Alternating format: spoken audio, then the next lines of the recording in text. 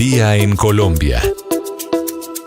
9:21, el día en Colombia, y el día en Colombia tiene que ver con una audiencia que se desarrolló a lo largo de la tarde, Valentina, y con los detalles que se han conocido en las últimas horas sobre esta mujer funcionaria del IMPEC que estaba en vacaciones, pero que aparece armada en un evento político de Paloma Valencia y el expresidente Álvaro Uribe en Honda, Tolima.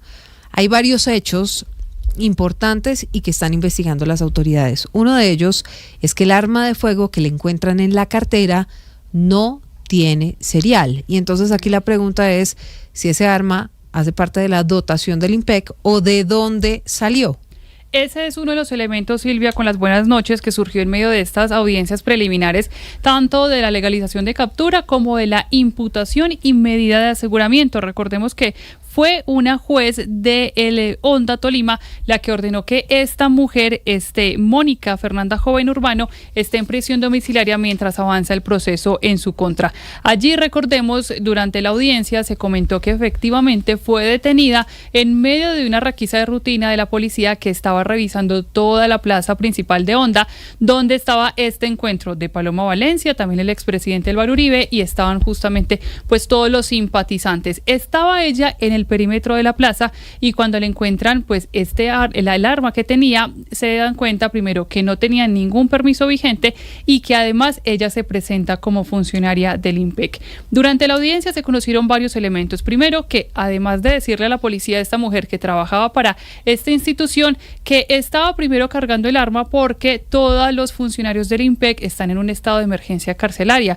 Esto relacionado con los ataques de los que han sido blancos los funcionarios del IMPEC, las mismas instalaciones, y a varios se les ha dado el permiso y la autorización de llevarse sus armas de dotación para la casa, precisamente porque están siendo amenazados. Sin embargo, este no era el caso de Mónica Fernanda Joven Urbano, que ella no tenía ese permiso vigente. Sin embargo, cuando van más allá, se dan cuenta que el arma no tiene el registro correspondiente para ser parte de una funcionaria que trabaja con el Estado. Esto lo dijo justamente durante la audiencia la jueza a cargo. Es un arma de fuego tipo pistola calibre 25 ACP marca Bernardelli sin número de serial.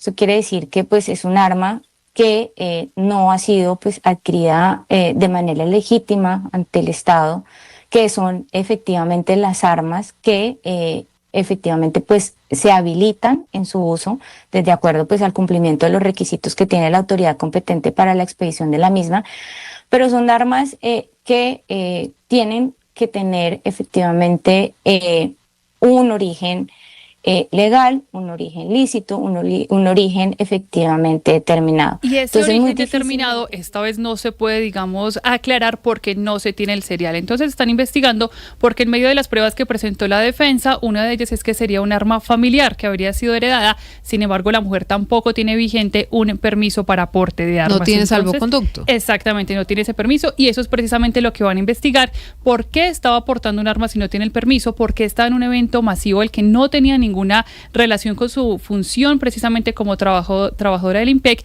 y cuál era la intención? Otra hipótesis que está pidiendo la juez sea investigada es si esta arma la sacó de la cárcel, que normalmente se suelen incautar algunas armas cuando las intentan ingresar a la cárcel o la tienen estas personas. Si esa arma corresponde precisamente entonces a uno de esos procesos de incautación, ahora entonces estará en prisión domiciliaria en Honda, en Tolima, mientras avanza el proceso en su contra. 9:33, Valentina, gracias. Y en otras noticias, con el decreto 182 de 2026 se redefine la estructura del sistema de salud en el país al implementar un modelo de distribución regional que condiciona la permanencia de las EPS a la densidad poblacional de cada municipio. Esta normativa, orientada a concentrar la operación en entidades con mayor capacidad, conlleva el traslado automático de aproximadamente 6,6 millones de afiliados hacia las aseguradoras habilitadas en sus respectivos territorios. Marcela Peña. En los próximos meses, unos 6 millones de personas podrían estar en una EPS distinta a la que tienen hoy. Todo por cuenta de un decreto del gobierno que está causando un auténtico revolcón en el sistema de salud. hay críticas de los gremios de la salud, pero también de asociaciones de pacientes a quienes les preocupa lo que puede pasar con los tratamientos. Aquí les vamos a explicar lo que sabemos y lo que no sabemos de los cambios. La tesis del gobierno es la siguiente: las EPS deben operar en aquellos lugares del país en los que son más fuertes financiera y operativamente para garantizar la atención en salud. Entonces creó unas fórmulas matemáticas para repartir la concentración de la atención en distintas regiones del país. El principio es sencillo: entre más pequeño el municipio, menos EPS pueden operar ahí.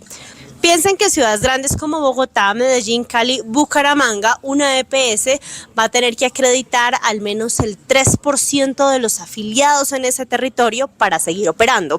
La cosa se complica en lugares con menos población. Por ejemplo, piensen en Melgar, Tolima, o en La Ceja, Antioquia. Ahí van a poder operar máximo 5 EPS. Por lo que sabemos, el cambio no va a ocurrir mañana por la mañana. Primero, la Superintendencia Nacional de Salud tiene que sentarse a evaluar municipio por municipio qué EPS pueden o no pueden operar. El proceso, según el decreto, se demora 3 meses, pero como son actos administrativos, podría incluso tardarse un poco más. Solo después de ese momento entramos en juego los afiliados. ¿Por qué? Porque ya una vez con el mapa listo de qué EPS pueden operar, el gobierno va a repartir a los afiliados entre las que quedaron habilitadas. Va a haber una repartición general y una repartición más específica de aquellos afiliados que tienen enfermedades de alto costo y patologías especiales. Lo que no dice el decreto, y créanme que lo busqué por todas partes, es en qué momento nos avisan a los afiliados si nos cambiaron o no nos cambiaron y para dónde nos mandaron. El decreto habla mucho de qué tienen que hacer las EPS, dice que no se pueden negar, dice que tiene que haber continuidad de los tratamientos, pero no explica si existirá un método de contacto entre las EPS receptoras y los afiliados. ¿Cómo vamos a resolver dudas? ¿Qué pasa si uno ya tenía autorizaciones médicas en curso? Esa clase de cosas de momento no tienen respuesta. Les voy a dar además un tip: revisen bien cuando los notifiquen de los cambios, porque es posible que sus beneficiarios, por ejemplo, sus hijos o sus padres, queden en EPS distintas a la suya. En ese caso, usted podría pedir el cambio inmediato. Todos los demás tendrían que esperar al menos 2 meses para ejercer su derecho a cambiar de EPS. Pero ojo, solamente se puede cambiar a una EPS que esté autorizada para operar ahí donde usted vive. Ay, Marcela, datos y claves para poder entender este enredo con las EPS. Y mientras tanto les contamos que en la Alcaldía de Bogotá están en un análisis técnico y jurídico para cambiar el decreto con el que se hacen el protocolo, más bien, para atender las protestas y manifestaciones en la capital del país. ¿Cuáles serían los cambios, Nicolás? Según el secretario de Gobierno de Bogotá, Gustavo Quintero, en el 2025 la capital fue testigo de 1.761 manifestaciones, que según estas cifras hubo un incremento del 20% frente al 2024, números que se revelan después de que la concejal Heidi Sánchez asegurara que efectivamente el distrito plantea la posibilidad de cambiar los protocolos que están estipulados en el decreto 053 del 2023 en el marco de las protestas y bloqueos. Según la cabildante, esta respuesta se dio por un derecho de petición radicado al distrito, y es que según lo explicado por la administración del alcalde Galán, la principal razón con este cambio es salvaguardar la integridad de quienes no participan en las manifestaciones y protestas, proteger las vías y lugares importantes como el aeropuerto, edificios administrativos y hasta el Transmilenio, que han sido víctimas de vandalizaciones en medio de las alteraciones de orden público. Sin embargo, esto ha generado algunas reacciones. Precisamente la de la concejal Sánchez aseguró que en vez de cambiar estos protocolos, que según afirma activa inmediatamente la represión, hay que activar más bien canales de diálogo. Entre tanto, quienes defienden la iniciativa del gobierno distrital, uno de ellos es el concejal de Bogotá, Juan David Quintero, quien asegura que es de carácter urgente blindar el Transmilenio en medio de los bloqueos, ya que defender los derechos es de carácter fundamental. Asimismo, la respuesta de la Secretaría de Gobierno de Bogotá es que este proyecto busca blindar a las personas que se ven afectadas por los bloqueos, es decir, a aquellos que no participan, y una de las cosas que plantearía es que lugares como la vía al aeropuerto, la carrera 30, la calle 26 y por supuesto instituciones, no se necesita esas acciones de diálogo para emprender la intervención del UNDEMO. Dice ellos que con esto mejoraría la seguridad de quienes no están inmersos en las alteraciones.